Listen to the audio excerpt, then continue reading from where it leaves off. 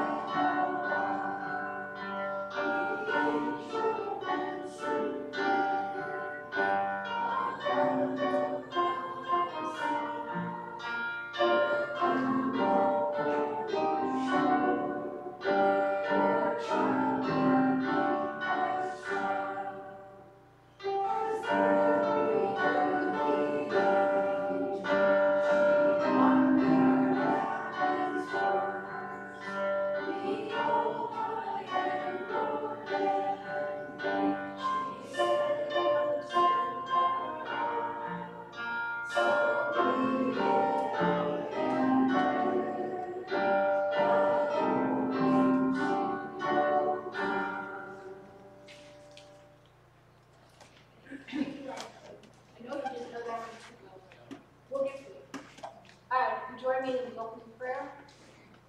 Lord God, thank you that you promise to be with us always.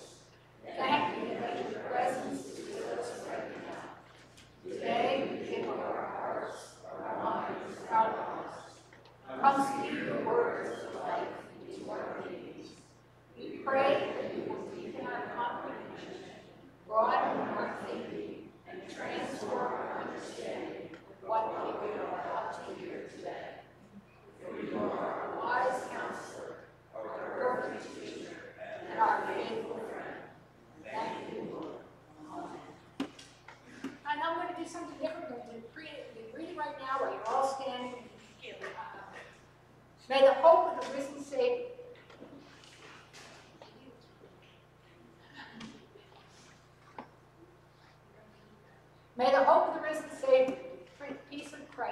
Enjoy the season, and the love of God be with you. And also with you. All right, keep one another.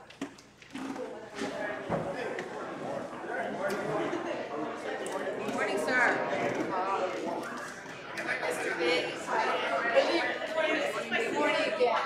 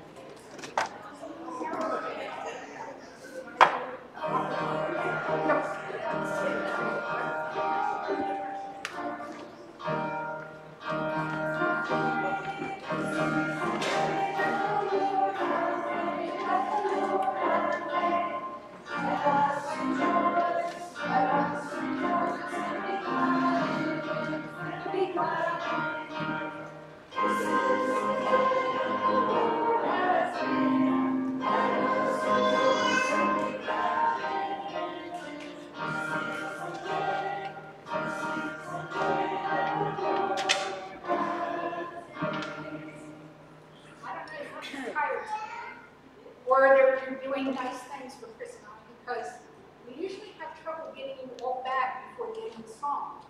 You all back? Okay. I have a couple announcements. One, if you gave a poinsettia, here, you were not here Christmas Eve, would like your poinsettia, please take it today, so that you have it all. We have about 11 or 12 of them that are spoken for up here. If you were not here Christmas Eve and did not get a calendar, please take one, couple, for when friends, relatives, neighbors, we have them on the table out there in the hallway. And we still have directories for sale. They're $5 if you're interested in buying one. So you'll direct.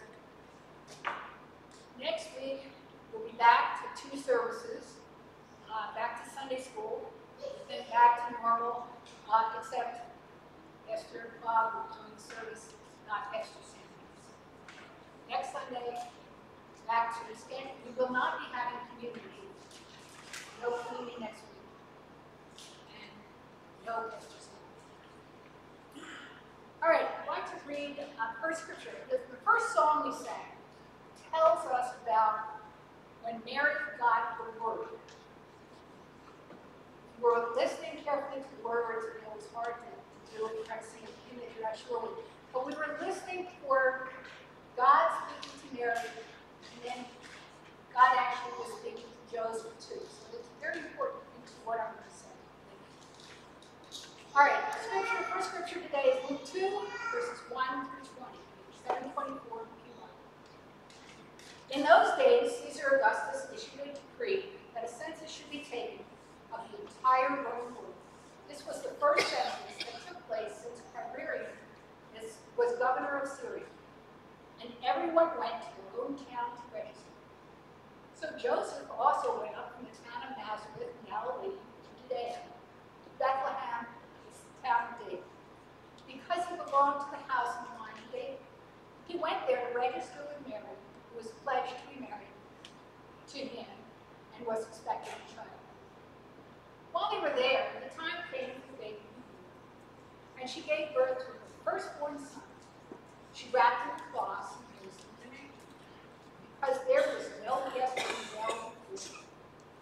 And there were shepherds living out in the fields nearby, keeping watch over their flocks at night. An angel of the Lord appeared to them, and the glory of the Lord shone around them, and they were terrified. But the angel said to them, "Do not afraid. I bring you good news that will cause great joy for all the people. Today, in the town of David, the Savior has been born to you. He is the Messiah, the Lord. This will be a sign to you. You will find a baby wrapped in cloths and lying in a manger. Suddenly, a great company of heavenly hosts appeared with the angel, praising God and saying, "Glory to God in the highest heaven, and on earth peace to those on whom his favor rests." When the angels had left them and gone into heaven, the shepherds said to one another, "Let's go to Bethlehem and see this thing that has happened, which the Lord has told us about." So they hurried off and found Mary and Joseph and the baby, who was lying in the manger. When they had seen him, they spread the word concerning what had been told them about this child. And all who heard it were amazed at what the shepherds said to them. But Mary treasured up all these things and pondered them in her heart. The shepherds returned, glorifying and praising God for all the things they had heard and seen, which were just as they had been told. Today what I'm going to do is I'm going to take you on that trip. We've talked about the trip, the names of the shepherds, and the wise men. But I'm going to do it and give you a little of the symbolic references in those 4 areas. To start with,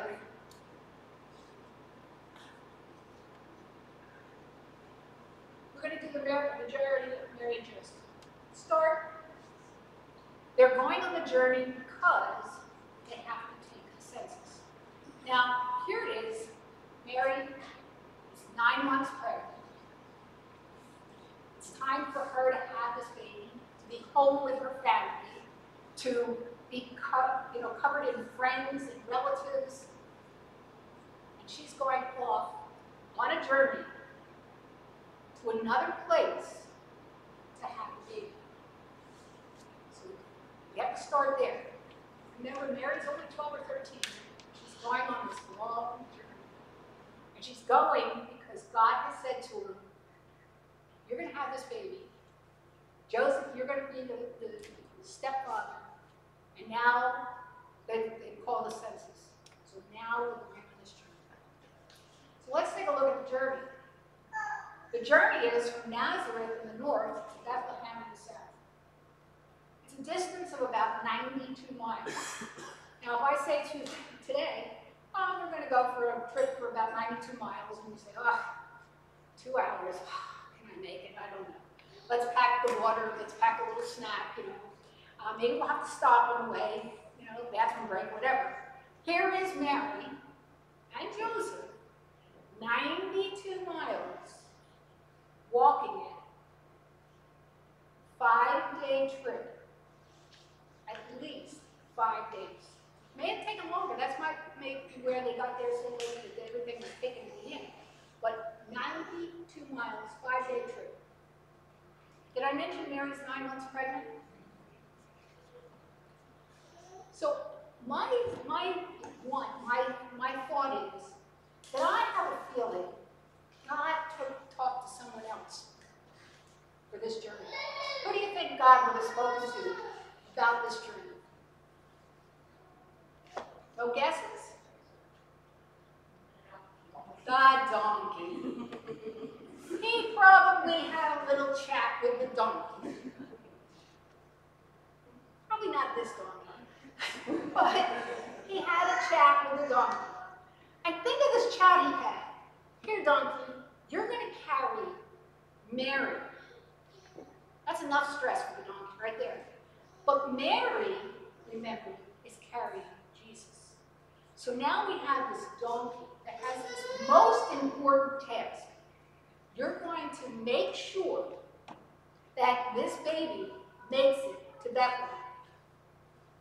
Now, I don't know about you, but I've been on a horse. I know Chris has too back there hiking.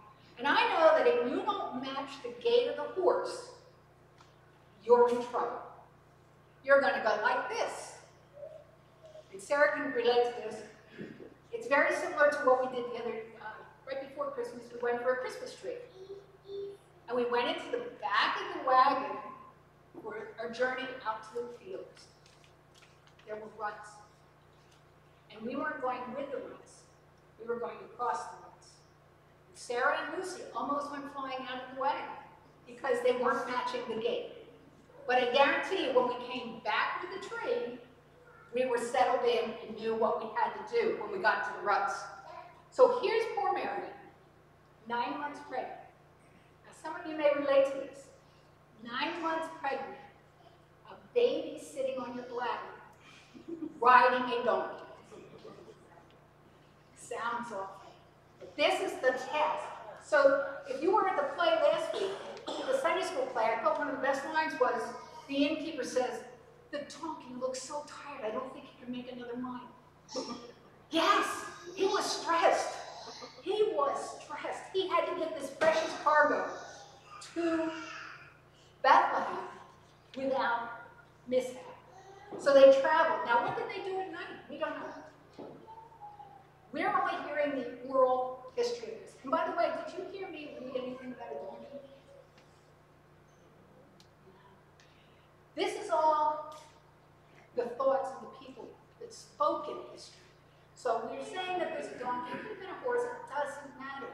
The fact is, this poor woman had to get from point A to point B with a baby on some sort of animal. She wasn't walking 5 days. So here she is, big journey. She gets to the city. They come to the city. There's no fanfare, no excitement. Everybody doesn't say, oh look, it's Mary on a donkey. No, they ignore her. Now, let's take 33 years later. What happened 33 years later? Palm Sunday. Palm Sunday. And who came riding on a donkey? And guess what? It was a whole different scene. They were all there. They were excited because Jesus was coming in on a donkey. They didn't care when Jesus came in on a donkey when he was being born. They ignored it. But now, 33 years later, and I don't think it was the same donkey, but I imagine this donkey also had a talk with Jesus, with God, and said, you're in charge. Be careful with my precious cargo. So now we have them coming to the city. But before we do that, let's sing The Friendly Beast. That is hymn number 227. And you can stand. And you might know this one a little better, I hope.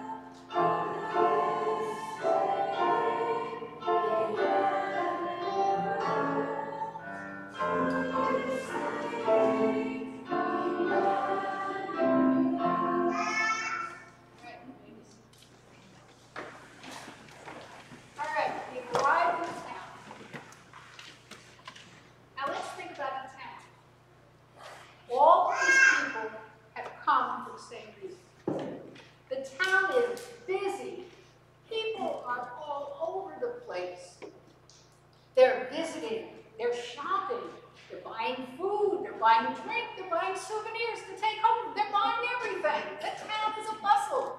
There are fires going, meats cooking, there are all kinds of things going on. Everyone is busy. Everybody is busy doing their own thing. Mary has arrived. Now she's a relative. Because remember, the census is all the people that are from the house and line of David. So here she is with all her relatives. They go from one relative, possibly the innkeepers are relatives, so possibly they go from one relative to another, and they all say, no, we don't have any place for you. Really, really sorry. But there's a reason behind that. They are renting out their rooms, and as we said, Mary got there a little late. Again, it might have taken 6 days for them to travel around. Maybe they got there late, I don't know, but they got there a little late and all the rooms are taken.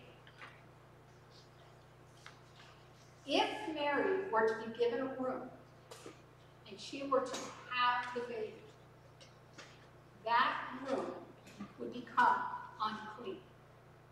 Now, in our day and age, if we go to a hotel and the baby was born or whatever, the room's unclean, okay, it's just our room. Back then, it wasn't one person to a room. They might have 10 people sleeping in that room. Even in early American history, you know, you think of the guys going to the stagecoach inns, they didn't just go to a room by themselves. There was a room, and there might be 4 people in that room. They didn't know each other. They were in the room. They just needed a bed to sleep. So the innkeeper is protecting the other people. He's got 10 people in a room. Mary comes in, has the baby, says to 10 people, oops, you have to leave, the room's unclean. We know the town is packed.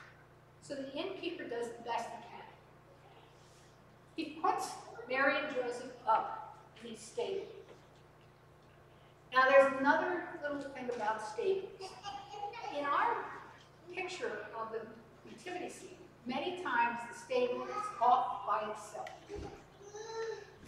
Probably not how it works.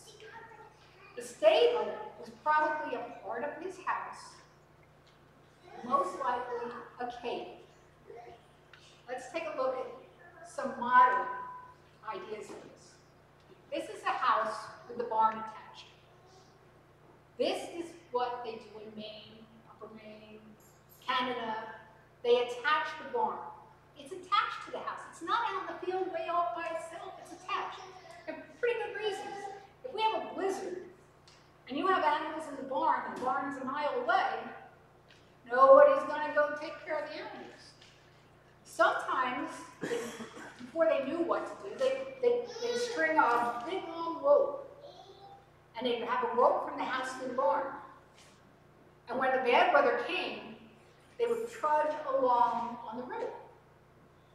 Now, I don't know about you, but trudging in 3 or 4 feet of snow is hard doing, even without the rope. So they came up with this great idea to attach the barn to the house and put breezeway. Well, this is what they did back in Jesus' time. The barn was possibly the cave under the house, or it might have been a shelter. But whatever it was not out on the field all by itself. His animals weren't out there alone. Trust me. This is a great picture, and I'm not trying to ruin your nativity scenes, but this is a great concept. But let's be realistic. This is probably what that stable looked like. A cave under the house. Good news. It's sheltered on 3 sides. Wonderful news. No rain, no elements.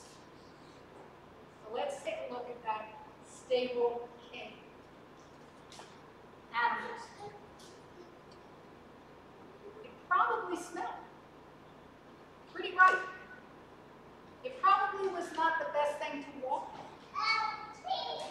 Yeah, you're walking on straw, it's a little yucky. Bugs. Rodents. And of course the animals had to stay in the barn. They had to stay in the stable. They couldn't, there's no place else for them, so they stayed there too. So here you have this not so glamorous birthdays. And notice who's in the picture with our donkey. I bet you didn't notice the donkey in your nativity scenes. Go home and look at that. But there it is. That's pretty much what it looked like. Let's fast forward 33 years. That's what the other king did. That's the burial plot. Very similar to the stable he was born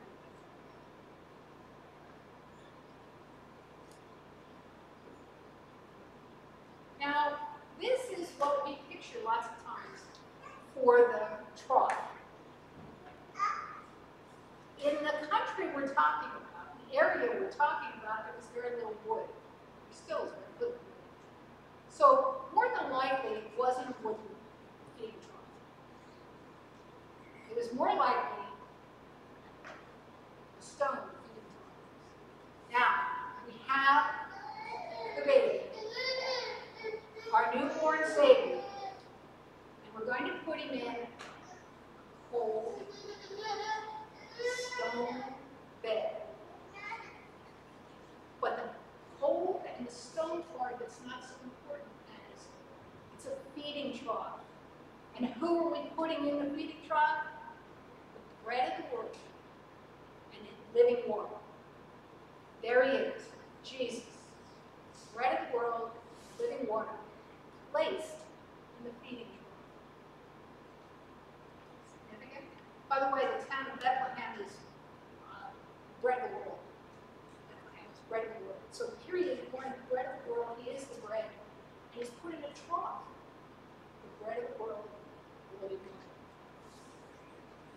Now, there's a couple other things that are going on here. We have the trough. We have the baby. Baby is wrapped in cloth, arms outstretched. Baby's arms are outstretched to welcome you in, to be welcoming. Baby is wrapped in cloth, put in that container, that stone container. And what happened 33 years later? Jesus dies, he's wrapped in cloth, and he's put on a cold stone slab inside a cave.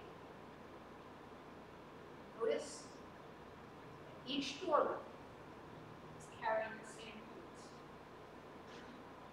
Now we have in the stable, of course, the animals.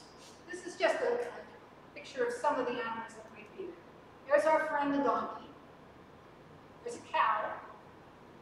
That's the livelihood. They needed cows. They needed all these things. Donkey was transportation. They needed a cow for milk, whatever. And then there's a lamb, because Jesus is the Lamb of God. There's a rooster, because what did that rooster do?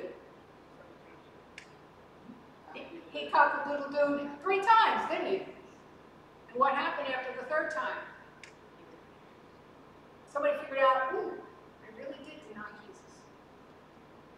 Now this picture has a cat. Now I think that's probably a good idea, because there are rodents all over the place, so that's probably a good idea. But it doesn't matter what all animals are there. And there might have been a dove, because a double piece might have been there. So we have the animals in the stable, and each one of them plays an important part. Now, if you are getting nativity scenes, I collect, and I probably have 50 or so. But if you look at each one, and you get them from different parts of the world, you'll see that they use different things.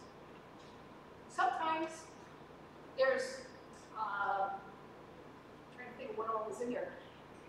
There's cats, there's different animals. It doesn't matter. The point is that some of these animals were there, and what were they doing there? They were keeping the babies warm the whole time. It's laying in this cold, damp cave. Okay? So let's take a moment and sing Away in the Moon.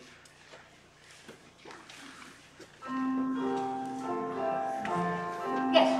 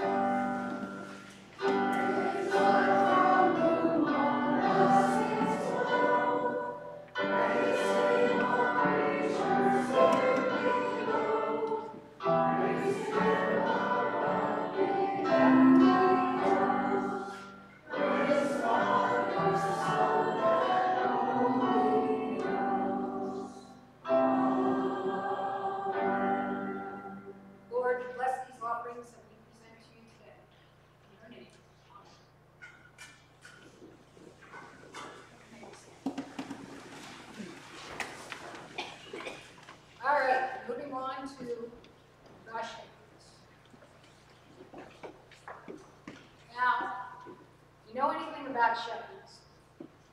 They're the lowest of the low. They're usually the young or the very old that have no other place in society but to tend the sheep. They are a group of people that live in the fields with the sheep. They are tender people because they care for the sheep as if they were human. They talk to the sheep so the sheep know their voice. They guide the sheep. They take care for them. They do things like anointing their eyes and their head with oils because they get bugs. And if the bugs come into their eyes, it can go into their brain and kill the sheep. They kill the sheep, they lose a job. They don't want that to happen, so they talk tenderly and they anoint their heads. They guide the sheep by still waters. And the reason they guide the sheep by still waters is the sheep can't drink from a rapidly running water. It has to be a calm water so that they can drink. Otherwise, they won't drink and then they won't live. They take them through valleys. They take them and they care for them and they live with them. And do those things sound familiar? Anointing their heads with oil, leading them by still waters. Because Jesus becomes the shepherd. And so God puts the shepherds first. The low of the low. He has them come to Bethlehem first. And here they are, in among the sheep. And you notice the one gentleman there, a little different. That's what I'm saying, the outfits. They weren't exactly the people you wanted to be with. They're the people that on the street, when they start to approach you, you kind of do one of these. They have a real smell because they've been living with the sheep. And these are the ones that got to see the angels announcing the birth. So now the shepherds are going to come into town. One, they can't leave the sheep. So either someone had to stay back, or they had to bring the sheep with them. So I like to think that they brought a whole bunch of sheep with them. And they come to Bethlehem.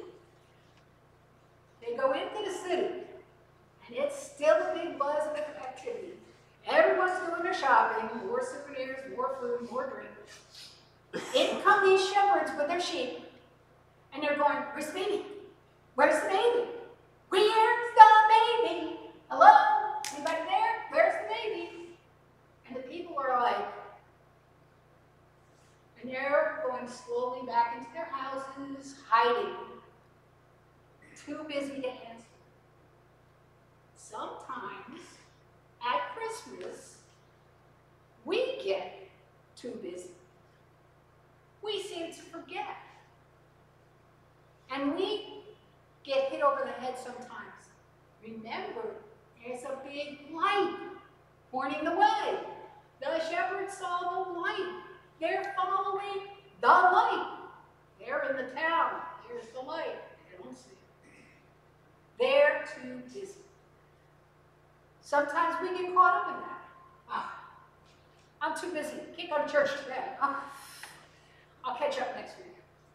You know, I'll pray an extra prayer today. We get so wound up in the preparations, and here they were preparing for their census, that we forget. And the shepherds are like, "What's going on here? Where are you? There's a big light. We're here to look for a baby. Where's the baby?" And you're like, so think about that. Think about these shepherds. So the shepherds finally come. And as I said, they're bringing their sheep with them. So they get to be the first people to see Jesus. The low of the low. And when they leave, they go out very excited and they say, "The Savior's born." And the people listen. But it doesn't change. Not a whole lot. But they do listen to the shepherds. So we have to be careful during this time that we don't become the town people and we become more of the shepherds. Let's take a moment and sing "While Shepherds Watch Their Flock." 236, verses 1, 2, and 3. You may see.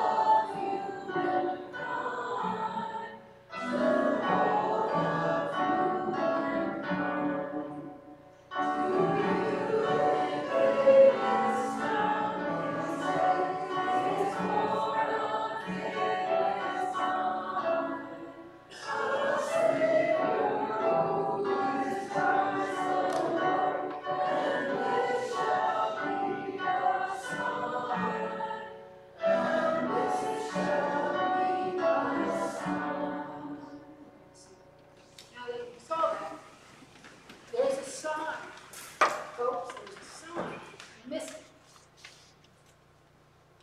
All right, I'm going to read from Matthew, first chapter 18, starting at 18 and going through chapter 2:12.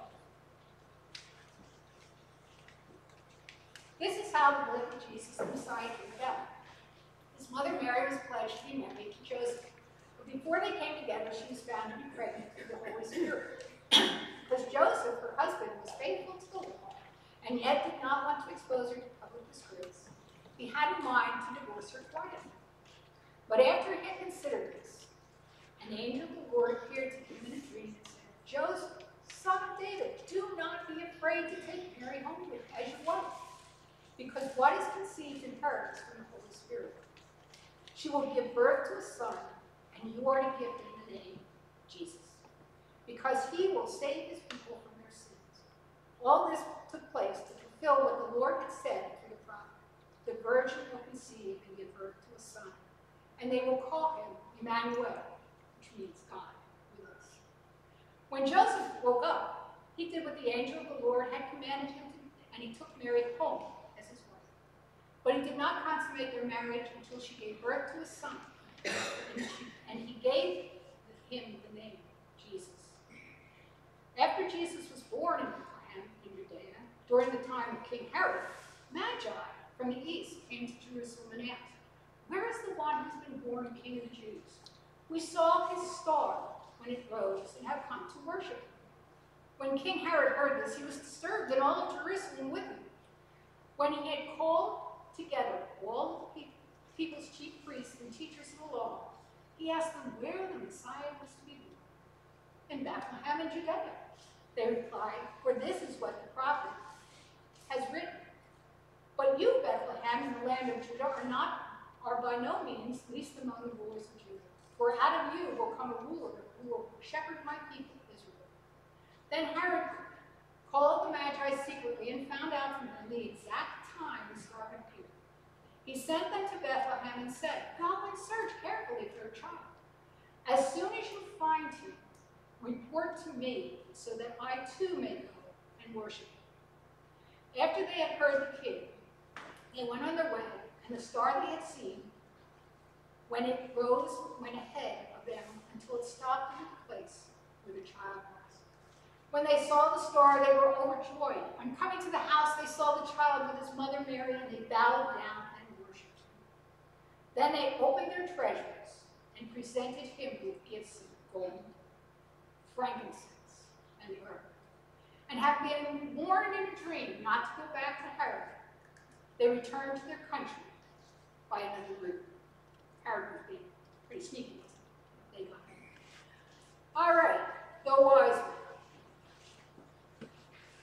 I'm going to say it again. The wise men, star, followed the star, over the baby, people in the town. Here we are. Now following it. They know that there's something big going on because there's this big bright star. Now, typically we say 3 wise men. And I'm not going to do a whole lot on the wise men because Bob, I think, is going to do that next week on the 5th. But we say 3. Again, it doesn't matter if there's 6, 9, whatever. 3 is a good number. They're following the big star in the sky, and they're coming to the town. They're coming to see the baby. Now, if you were here the last 2 years, we did hymns. And one of the hymns we did is we saw 3 ships come sailing. Anybody remember what the ships were? 3 of them right there on the screen. The camels were the ships of the desert, and there were the 3 ships come sailing on Christmas morn, on Christmas morning. You know the song? They're the ships. So they're the camels. They're riding the camels, they're making the journey, and they're following the star by night. And again, here's a picture of the manger off by itself. But they're following the star. They get to the town, they find the baby. Again, the town people are sort of like out of it, but they find the baby. And let's take a look at these guys. If you look closely at your wise men, and look at this picture very carefully, anybody tell me what's the difference between all 3 of them? Between this group? Their outfits, yeah. That's what I'm saying. Look at the first guy over to the right. He's got a white beard. He's an older gentleman, right? Look at the guy in the middle. Nice, barely shaved because he's got rosy cheeks and everything. He's the young guy. Guy at the end on the left is a little bit more mature. So he's the middle age. Why are they 3 different ages? Because they represent everyone. They represent us all. Now, the outfits, I'm going to show you another picture. Notice here, 3 very distinct outfits and 3 very distinct nationalities. Again, 3 distinct nationalities because these 3 men represent everything they knew back then. They represent the 3 major areas of the world at this time. And so there they are, coming, bringing their gifts. Now, what do they bring? One of them brings gold. Gold is for a king. There he is, the king. Frankincense is an incense. You can't see it. It's his divinity, his spirituality, his being. And the third brings myrrh. Myrrh is a very expensive perfume that's used in burials. So here they are, symbolically telling this baby, you're going to be a king. You're a divine king. And you're going to die. And you're going to be put in a tomb, and you're going to rise again. So here are those wise men, depicting 3 different nationalities, 3 different age groups, symbolizing the story. Now, I hope that I've given you some food for thought. I don't want to ruin any of your thoughts you already had. I don't want to change your pictures. I don't want you to go home and crush the nativity that doesn't have the right animal or whatever. But maybe, if you were ever asked to be in a nativity scene, and they're only going to use people, let those people that are so excited to be married, be married. Let the ones that are so excited to be Joseph. Let the guys that really want to get all dressed up be those wise men. Let the poor people that say, I'm left over, I'm a shepherd, okay. Let them be the shepherd. And definitely let those people be the innkeepers that say, no, no, no. You be the donkey. Be the donkey. Be the one that carried that precious treasure, both in life and in death. I went to a spiritual retreat, beginning of Advent. And one of the things, it's a Catholic retreat, harder, but when you go, one of the things they do at the end of class is they say, who are you going to be this Christmas season. What's your thing or person? What are you going to be?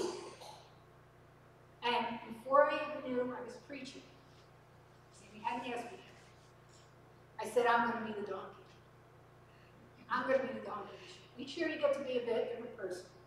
I said, I'm going to be the donkey. And by doing that, I spent a lot of time figuring out, good choice, be the donkey. Amen.